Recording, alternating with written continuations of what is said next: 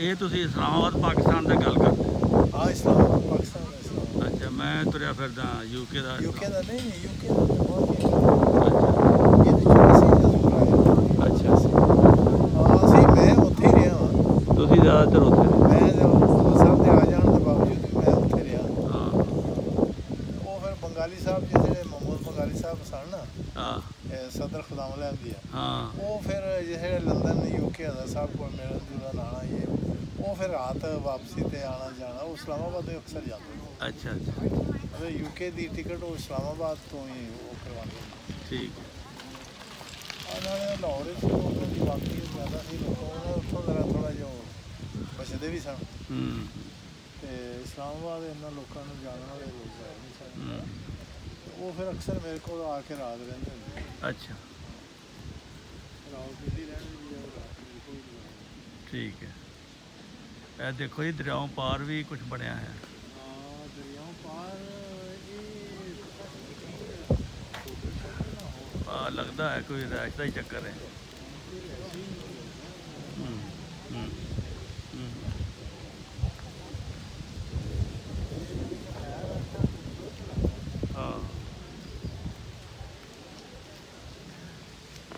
ਅੱਛਾ ਜੀ, ਫਿਰ ਮੀਆਂ ਅਬਦੁਲ ਸਲਾਮ ਸਾਹਿਬ ਦੀ ਜਿਹੜੀ ਹੈ ਨਾ, ਯੂਕੇ ਦੀ ਗੱਲ ਸੁਣਾਓ ਕੋਈ। ਹਾਂ, ਯੂਕੇ ਦੀ ਵਿੱਚ ਹੀ ਸ਼ੁਰੂ ਕਰਦੀ ਹੈ। ਆਹੋ, ਤੇ ਅੱਛਾ, ਉਹ ਯੂਕੇ ਦੀ ਡਾਕਟਰ ਸਾਹਿਬ ਇਹ ਗੱਲ ਹੈ ਕਿ ਉੱਥੇ ਜਾ ਕੇ ਤੇ ਮੁਖਤਲਿਫ ਬਜ਼ੁਰਗਾਂ ਨਾਲ ਵੀ ਮੁਲਾਕਾਤ ਹੋਈ। ਮਸਲਾ ਨੈਤੁੱਲਾ ਸ਼ਾਹ ਸਾਹਿਬ ਨਾਲ ਹੋਈ। ਅੱਛਾ, ਉਹ ਖਾਸ ਤੌਰ 'ਤੇ ਤੁਹਾਡਾ ਵੀ ਪੁੱਛ ਰਿਹਾ ਸਾਂ। ਸ਼ਾਹ ਸਾਹਿਬ ਦੀ ਸਿਹਤ ਠੀਕ ਆ ਹੁਣ? ਹਾਂਜੀ ਹਾਂਜੀ, ਉਹਨਾਂ ਦੇ ਵਿਚਾਰਿਆਂ ਦਾ ਇੱਕ ਸਟੰਟ ਪਿਆ ਹੈ। ਅੱਛਾ, ਮੇਰਾ ਸਲਾਮ ਪਹੁੰਚਾਇਆ ਸੀ ਉਹਨਾਂ ਨੂੰ? ਹਾਂਜੀ। ਅੱਛਾ, ਤੋ ਤੁਹਾਡਾ ਵੀ ਖੈਰ ਖਰੀਦ ਫਿਰ ਉਹਨਾਂ ਨੇ ਪੁੱਛੀ। ਜਜ਼ਾਕ ਅੱਲਾ। ਹਾਂਜੀ, ਤੇ ਦੁਆ ਦੀ ਵੀ ਦਰਖਾਸਤ ਕਰ ਰਹੇ ਸਨ। ਠੀਕ ਹੈ। ਤੇ ਦੂਸਰਾ ਇਹ ਕਿ ਫਿਰ ਸਾਡੇ ਜਿਹੜੇ ਇੱਥੋਂ ਕਈ ਦੋਸਤ ਗਏ ਨੇ, ਮੁਹੰਮਦ ਅਹਿਮਦ ਸਾਹਿਬ ਇੱਕ ਗਏ ਨੇ, ਜਿਹੜੇ ਮਾਈਨਕਾਸਟਰ ਹੁੰਦੇ ਸੀ, ਉਹ ਵੀ ਮਿਲੇ। ਉਹ ਆਪਣੇ ਘਰ ਵੀ ਲੈ ਗਏ, ਉਹਨਾਂ ਨੇ ਉੱਥੇ ਮਹਿਮਾਨ ਨਵਾਜ਼ੀ ਕੀਤੀ। ਵਾਹ। ਹਾਂਜੀ, ਫਿਰ ਟੂਟਿੰਗ ਲੈ ਗਏ, ਸੈਰ ਕਰਾਈ ਸਾਨੂੰ ਟੂਟਿੰਗ ਦੀ। ਫਿਰ ਤੇ ਖਾਣਾ ਵੀ ਖਿਲਾਇਆ ਹੁਣ? ਹਾਂਜੀ, ਖਾਣਾ ਘਰ ਖਿਲਾਇਆ। ਅਗਲੇ ਦਿਨ ਮਠਿਆਈ ਦਾ ਡੱਬਾ ਵੀ ਲੈ ਕੇ ਦਿੱਤਾ। ਵਾਹ ਜੀ ਵਾਹ। ਹਾਂ, ਉਹਨਾਂ ਦੇ ਬੱਚਿਆਂ ਨੂੰ ਮੈਂ ਅਸਲ ਕੁਰਾਨ ਪੜ੍ਹਾਉਂਦਾ ਸੀ ਨਾ ਜਦੋਂ ਇੱਥੇ ਸੀ, ਤੇ ਉਹ ਫਿਰ ਜ਼ਰਾ ਮਾਨੂਸ ਹੋਏ ਬੱਚੇ, ਤਾਂ ਕਹਿੰਦੇ ਚਲੋ। ਤੇ ਦੂਸਰੀ ਗੱਲ ਇਹ ਕਿ ਮੋਇਨ ਸ਼ਾਹ ਸਾਹਿਬ ਜਿਹੜੇ ਨੇ ਨਾ, ਹਾਂ, ਮੋਇਨ ਸ਼ਾਹ ਦੀ ਗੱਲ ਤੇ ਵਿੱਚ ਹੀ ਰਹਿ ਗਈ। ਹਾਂਜੀ, ਉਹ ਬਹੁਤ ਅੱਛੇ ਆਦਮੀ ਨੇ। ਉਹ ਅਫਰੀਕਾ ਕਿੰਨਾ ਚਿਰ ਰਹੇ ਨੇ? ਉਹ ਅਫਰੀਕਾ ਕੋਈ 20-25 ਸਾਲ ਰਹੇ ਨੇ। ਮੈਂ ਫੈਮਿਲੀ ਤੇ ਰਹੇ ਨੇ ਗਵਰਨਮੈਂਟ ਸਕੂਲ ਵਿੱਚ। ਅੱਛਾ ਅੱਛਾ ਅੱਛਾ। ਤੇ ਉਹ ਵਾਈਫ ਬੱਚਿਆਂ ਸਮੇਤ ਰਹੇ। ਤੇ ਪ੍ਰਿੰਸੀਪਲ ਸੀ? ਹਾਂਜੀ। ਅੱਛਾ, ਉਹ ਪਤਾ ਨਹੀਂ ਸਕੂਲ ਦਾ ਕੀ ਨਾਂ ਸੀ, ਬਹਰਹਾਲ ਪ੍ਰਿੰਸੀਪਲ ਸਕੂਲ ਦੇ ਰਹੇ। ਠੀਕ ਹੈ। 20-25 ਸਾਲ। ਅੱਛਾ। ਤੇ ਉਸ ਜ਼ਮਾਨੇ 'ਚ ਲੰਬਾ ਅਰਸਾ ਜ਼ਿੰਦਗੀ ਦਾ। ਹਾਂਜੀ, ਔਰ ਉਸ ਜ਼ਮਾਨੇ 'ਚ ਇਹ 52-56 ਦੀ ਗੱਲ ਹੈ, 56-57 ਦੀ 60 ਦੀ ਗੱਲ ਹੈ। ਅੱਛਾ ਵਾਸ਼ੇ। ਹਾਂਜੀ, ਉਸ ਜ਼ਮਾਨੇ 'ਚ ਜਿਹੜੀ ਹੈ ਨਾ ਲਿਓਨ, ਸਿਰਾ ਲਿਓਨ ਦੇ ਜਿਹੜੇ ਪੈਸੇ ਨੇ, ਸਿੱਕਾ ਹੈ, ਉਹ ਯੂਕੇ ਦੇ ਪਾਉਂਡ ਨਾਲੋਂ ਉਹ ਹੈਵੀ ਹੁੰਦਾ ਸੀ। ਹੈ? ਹਾਂਜੀ, ਜਾਂ ਤਕਰੀਬਨ ਬਰਾਬਰ। ਅੱਛਾ। ਹਾਂ, ਤੇ ਉਹ ਦੋ ਲਿਓਨ ਕਹਿੰਦੇ ਨੇ ਤੇ ਇਕੁਅਲ ਟੂ 1 ਪਾਉਂਡ। ਅੱਛਾ। ਹਾਂਜੀ, ਇਸ ਤਰ੍ਹਾਂ ਦਾ ਉਹ ਅਕਸਰ ਕਦੀ। ਬੜਾ ਅਮੀਰ ਮੁਲਕ ਸੀ ਉਹ। ਸਾਡੇ ਅਕਸਰ ਮੁਬਲਕ ਜਿਤਨੇ ਜਾਂ ਟੀਚਰ, ਸਕੂਲ ਟੀਚਰ ਉੱਥੇ ਗਏ ਨੇ, ਉਹਨਾਂ ਸਭ ਦੀਆਂ ਜਨਾਬ ਕੋਠੀਆਂ ਨੇ ਵਾਪਸ ਆ ਕੇ ਉਹਨਾਂ ਬਣਾਈਆਂ ਨੇ। ਅੱਛਾ। ਇਤਨਾ ਹੈਵੀ ਸੀ ਪੈਸਾ।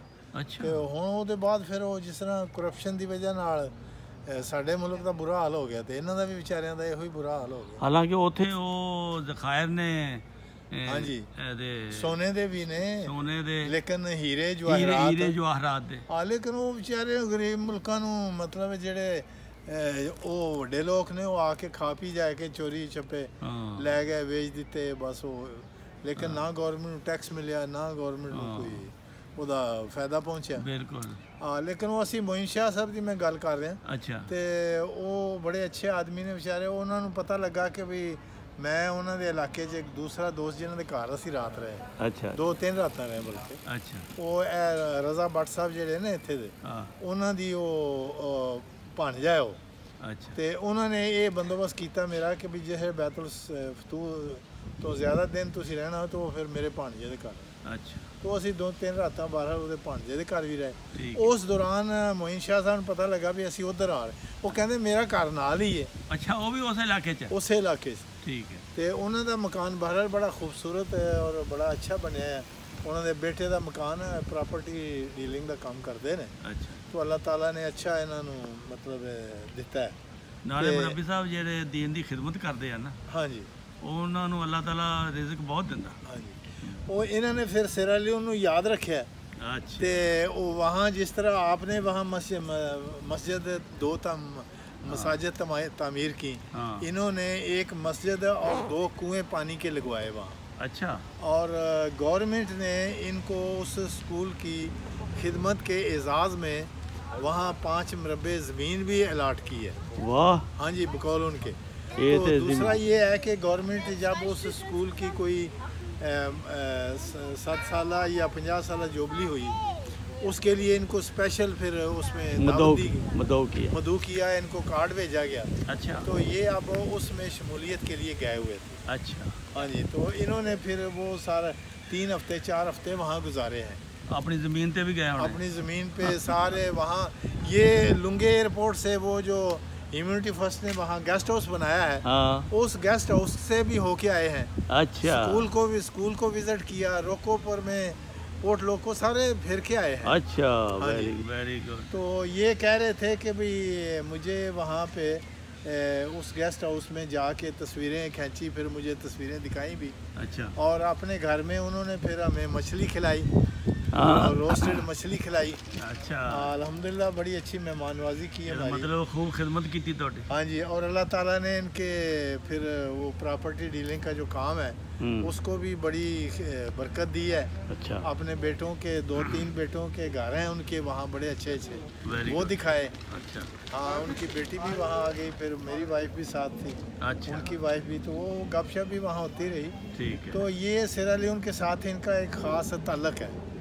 तो मुझे बल्कि खिदमत बड़ी लंबी है उन्होंने दी। हाँ जी, बल्कि मुझे कह रहे थे कि अगर कैनमा में आपने जाके रहना है, हाँ। तो मैं वहाँ आपका रिहाइश का लिए भी बंदोबस्त कर सकता हूँ। अच्छा, वेरी तो गुड। हाँ जी, तो कोई अगर वहाँ आपने कोई काम करना हो तब भी आपको वहाँ मैं हेल्प कर सकता हूँ। अच्छा, तो मैंने कहा चलें जा, पहले मेरा प्रोग्राम था कि जिस ज़माने में ये जा रहे हैं हाँ। मैं भी उस वक्त जाऊँगा, अच्छा, मगर ये फिर कुछ लेट हो गया इनका प्रोग्राम, और दरमियान में फिर हमारा भी कुछ मसरूफियात और हो गई। हाँ। तो लेकिन ये है कि इन्होंने भी वो मसाजिद का जो मंसूबा है, अच्छा, तमाम दुनिया में चल रहा है, कनाडा में, जर्मनी में 100 मसाजिद का, हाँ। लंदन में मसाजिद का, हाँ। फिर साथ दूसरे मुल्कों में जो मसाजिद का यानी जब हजूर का वहाँ दौरा होता है तो बिल्कुल। फिर वो आगे उनका इफ्तिताह होता है। हाँ।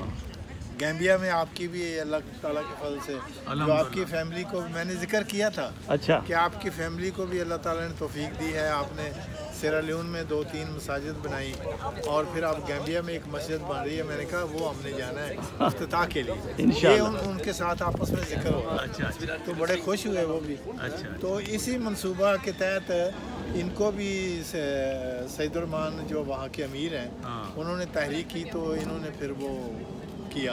अच्छा, तो बाज़ दफ़ा मैंने एक स्टूडेंट के लिए जो वहाँ मेडिकल में पढ़ रहे हैं, हाँ। तो एक फैमिली है वहाँ, बेवा औरत के बच्चे हैं, अच्छा, तो एक फैमिली की इन्होंने फिर उस बच्ची की फ़ीस के लिए पैसे भिजवाए। अच्छा, मेरे कहने पर अल्हम्दुलिल्लाह इन्होंने ठीक है। वो खिदमत भी कर दी।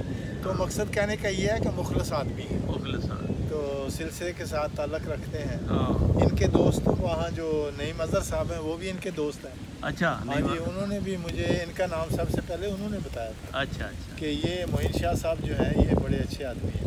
तो नहीं मदर साहब बड़े पुराने हैं वो। हाँ, उनको भी 10 साल से ज़्यादा हो 10 गया। साल हो गए। हाँ जी, हाँ। तो ये अल्लाह के फजल से ना वहाँ अक्सर चक्कर लगाते भी रहते हैं अक्सर। ओके। हाँ जी, हाँ। जिस तरह हमारा रुझान सेरालियोन में हाँ। मुख्तलिफ तरीके से रहता है, और वैसे अभी वो रहेगा शायद। मुल्क ही बहुत अच्छा है। मुल्क बहुत अच्छा है। असल में तो उस मुल्क के जो हुकूमत है वो बहुत अच्छे लोगों में से है, हाँ। और 100% तकरीबन 100% हुकूमत के जो ब्यूरोक्रेट्स हैं, हाँ। वो हमारे स्कूलों के पढ़े पढ़े हुए हैं। बल्कि फ़ौज में जितने ऑफिसर हैं, हाँ। हाई कमांड ऑफिसर, वो भी पढ़े हुए, वो भी सिलसिले के पढ़े हुए हैं। इसीलिए उनका हाँ अखलाक जी। की मियार जो है वो। हाँ जी, हमारे अमीर साहब हों या हम दौरे पर जब कार में जाते हैं, हाँ। तो ऊपर अहमदिया जमात का लिखा हुआ होता है ना, हाँ जी। तो वो चेक पॉइंटों पर वो हमें नहीं चेक करते, मैंने खुद देखा है। हाँ मैं जी, हैरान बल्कि था आपने खुद देखा है होगा कि वो जिसले पुलिस वाले देखते थे ना कि अहमदिया मिशन जमात का मिशन की गाड़ी है, वो सलूट भी मारते थे और कहते थे आप जाएं जी, आप जाएं। और पैसे लेने का तो सवाल ही नहीं पैदा होता कि हमसे कभी उन्होंने नहीं ये तो ये एक बहुत रिस्पेक्ट करते हैं। हाँ जी, तो इसका मेन जो वजह है वो ये है कि ये सारे लोग खुदा ताला के फजल करम से जमात के, अहमदिया जमात के स्कूलों के पढ़े हुए हैं, स्कूलों के पढ़े हुए, तो ये खिदमात हैं। तो उनको वहाँ एक दफ़ा कुछ मौलवी वहाँ हमारे ख़िलाफ़ प्रोपेगेंडा करने के लिए गए थे। अच्छा। जिनमें वो मशहूर एक मौलवी था, वो तो अब तो फौत हो गया है। तो उसने जब वहाँ पहुँचा ना तो शलवार कमीज़ पहनी हुई थी। अच्छा। और पगड़ी भी पहनी हुई थी। अच्छा। और हमारे जो वहाँ मुलाजिम थे उन्होंने ये समझा कि ये हमारा कोई मिशनरी है। तो वो जब जहाज से उतर के तो लॉज में आ रहे थे तो हमारे जो वहाँ अहमदी काम करते हैं तो उन्होंने अहमदिया जिंदाबाद, इस्लाम जिंदाबाद के नारे लगा दिए। अच्छा। और वो परेशान हो गया बंदा, वो मौलवी परेशान हो गया कि ये क्या हुआ। तो उसने फिर वहाँ जाके जो छोटी सी एक किसी गाँव में प्रेस कॉन्फ्रेंस की, तो वहाँ जाके कहने लगा कि मैं तो ये समझा था कि यहाँ जमात अहमदिया के हमने मस्जिदें और स्कूल बंद कराने हैं। तो ये तो वहाँ तो इस्लाम और जिंदाबाद, अहमदिया जिंदाबाद, अहमदिया स्कूल जिंदाबाद, अहमदिया हॉस्पिटल जिंदाबाद के नारे लगने शुरू हो गए। तो मैं तो परेशान हो गया था। तो उस मौलवी को बल्कि शर्मिंदगी से जब उसने कॉन्फ्रेंस की तो वहाँ एक पैरामाउंट चीफ बैठा था।